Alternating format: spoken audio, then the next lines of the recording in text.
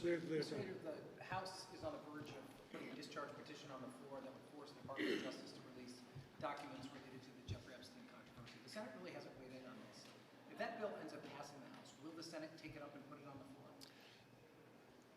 I can't comment on that at this point. I guess the House is having a conversation about that. What I can tell you is, and I think this is my position, my colleagues can speak for themselves, but I believe that transparency is always best, and you should get as much information out there as you possibly can in a way that obviously protects the rights of the victims.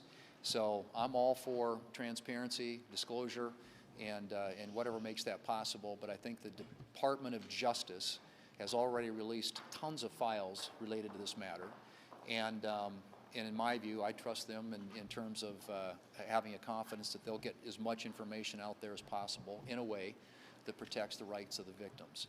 But whether or not we would take some action on it, I think, is a hypothetical question. Yeah, I've said this before, but if there's any interest in doing anything over here on that, I trust our committee chairs, the committees that have jurisdiction over this subject, to deal with that in an appropriate way.